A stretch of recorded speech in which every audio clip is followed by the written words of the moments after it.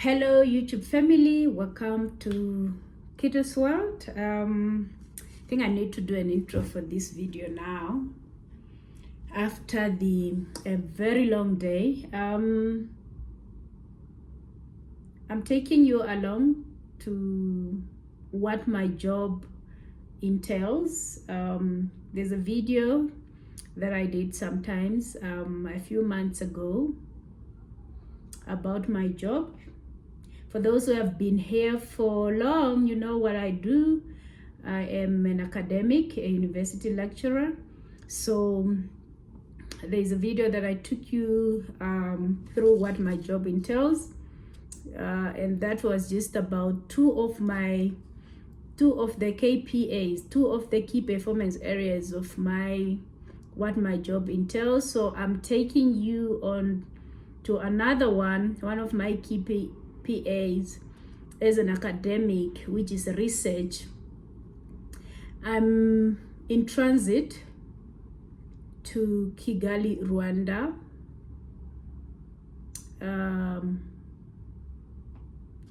For a conference. I'm currently in Ethiopia, Addis Ababa.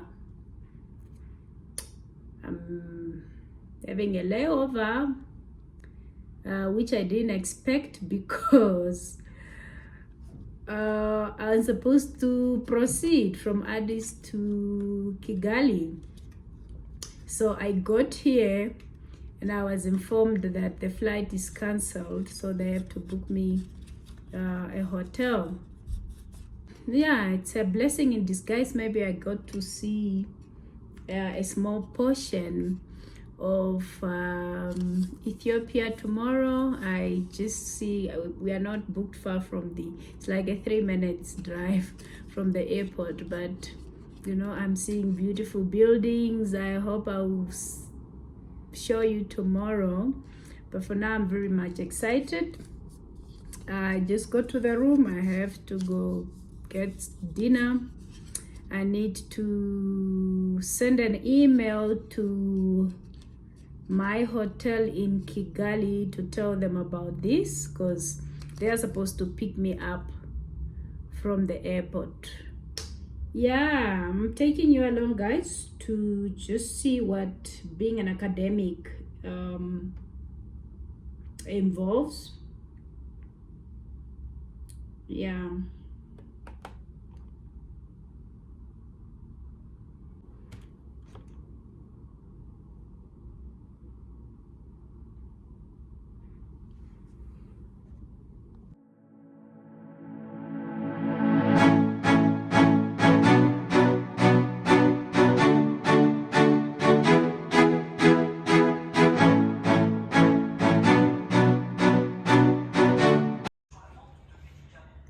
Finally, I'm here and it's 1 p.m. guys.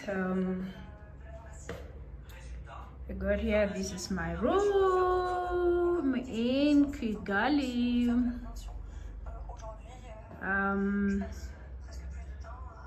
Exhausted, but I have to get ready and head to I need to go to the convention center. Yeah, I need to get ready now. So tired, but yeah, it is what it is. I need to get going. I'll get ready now. Ready.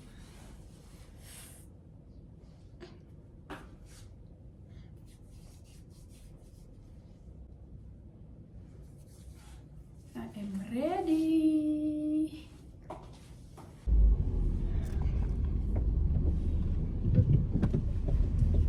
Convention center. Yes? Yes, convention center. Yeah. Yeah, at the conference. All right. Yeah. Right. Oh, the place is hot. Yes. It's sunny.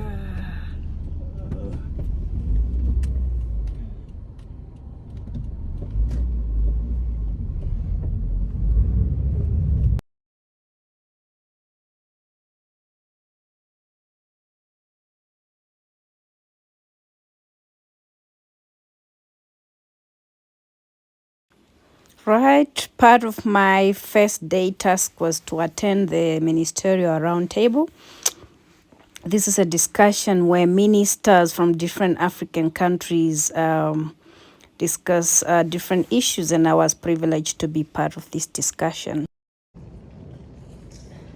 Thank you, Chairperson, and thank you, the Chief of, is it Chief of Ministry of Higher Education for Guinea? And thank you for sharing all these challenges, which your country, which have learned from you, that you have enacted a law that children from TV should go to university, right? And I think that is very good. Digital literacy is no longer a choice. I think it's not about so whether you've got a PhD or you are, it's really something which we need to address.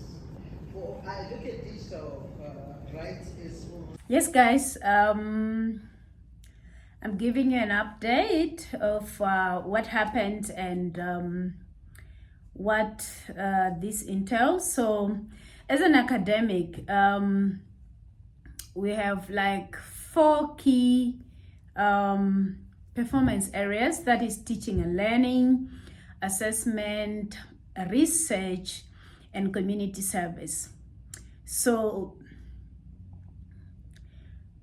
I came to this conference as a speaker or as a presenter. So that is part of the research that you do. You do research and present papers at conferences. You are sharing your knowledge with others. And also what I did is I chaired one of the sessions. I acted as a chairperson or a moderator for that section that can fall under community service because it's for free. There are a lot of things that you do in this academic space that you actually do for free, and it's part of like community service. Things like reviewing even journal articles. So that is work that you do for free. So I chaired or I moderated a session that is literally just for free, and it's just adding onto your CV, and yeah, that falls under community service. So one of the and I think I should share with you the advantages of being an academic. Of course, one of it is that the working hours are flexible. So like we work flexible hours. You don't really have a specific time to say 8 to 5 like in a normal office where you are bound to must be in the office at 7:30 or in the office at 9 o'clock to until what time. So the hours are flexible, and that's why in the other video where I showed you, that's why you see I could even mark up to 2 a.m. So I can even decide to sleep during the day and work at night. That's one of the advantages. The other advantage is then, and this is one of the reasons why we do such kind of things, apart from writing articles, journals, articles or books or book chapters, attending conferences and presenting papers, that falls under research. Research is so important in the academic space. The reason is that there is self-promotion. It's not like in the, traditional or the main corporate world, where you are in a position and you have to, if you want to be promoted to the next level, you need to wait to have that position be advertised, or you are reporting to a manager, you are reporting to a senior coordinator, senior officer, senior somebody, or executive somebody, and for you to get to that position needs to get vacant and it needs to get advertised for you to get there. But in the academic space, it's quite different. It's self-promotion. and research promotes you to the next level. So, and this is why we do these things. So there are different ranks in the academic space. You can come in and start as a tutor and then as a junior lecturer. So those are positions that are held by anybody who doesn't hold a master's degree. But from a master's degree, as a minimum requirement, you can then become a lecturer. So that position of a lecturer. So you can be a lecturer with a minimum requirement, a minimum degree that is a master's degree. You can be a lecturer with a PhD, right? So the next level is senior lecturer. And then after senior lecturer, you have assistant. Some people call assistant professor or associate professor. And then from associate professor, you have a full professor. So now for you to move to those levels, you need to do research. You need to increase your publication.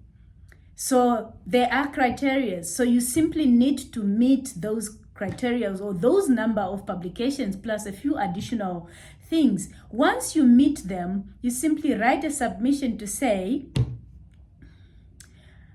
I think I've met the requirements for this position. May I be promoted to associate professor?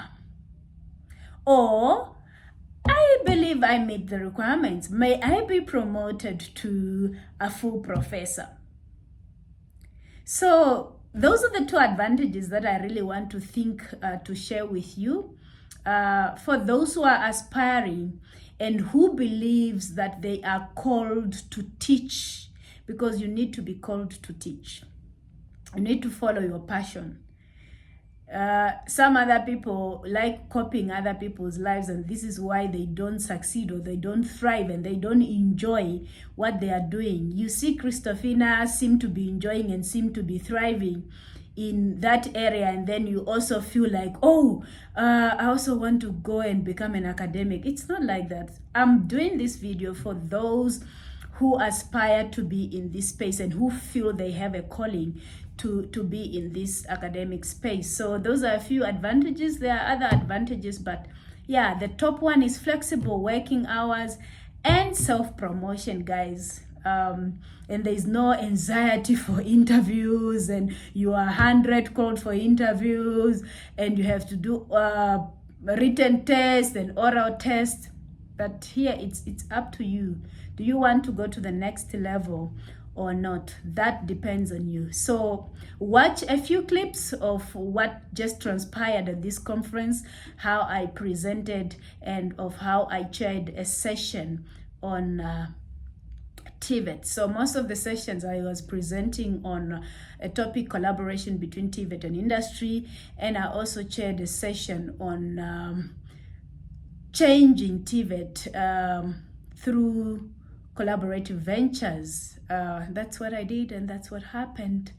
So subscribe. Don't forget to subscribe if you are just watching us for the first time. If you are a returning subscriber, I always thank you guys for always stopping by and always supporting my channel. We are almost reaching 500 subscribers. Thank you so much for your support. Share my videos with your families on your WhatsApp status and every platform. See ya! And technology in the Department of Technical and Vocational Training. And her speciality is really curriculum management. The research interests of Christofina are teacher training, curriculum inquiry, and quality assurance in education. And Christofina, I'd like to hand over the microphone to you, and the floor is yours. I'm going to talk about challenges and contradictions underlying partnership between TVET and industry, a paper that is based on empirical study that was done in Namibia. We are familiar with some of the information on that introduction, that in most countries, and especially developing countries, TVET is challenged with relevance. The quality of TVET programs are not meeting the needs of the labor market. And we are saying collaboration between TVET and industry has been identified as a precondition to make sure that there is alignment between the TVET programs and the workplace needs. So the purpose of this study then was to uncover the problems and contradictions underlying TVET industry partnership during curriculum planning and design phase. The word contradictions comes from the methodology that was used, which is a change laboratory methodology. It's a methodology common in Finland. There's a professor there called Engström. He's the guy behind cultural historical theory and change laboratory methodology. So that's where the word contradictions come from, which means problems are manifestations of underlying causes. What we see comes from something that is hidden that we don't see. So that's why this paper will talk about the manifestation that we see, but we also tried to go deeper to find out why is this. Now, this area, collaboration or partnership between TVET and industry, or in general education and industry, it's an area that has been researched. But there is what is happening, what are the challenges or contradictions at that particular phase? And this research is looking at collaboration between TVET and industry at curriculum planning and design phase. We want to understand the challenges and contradictions at that phase.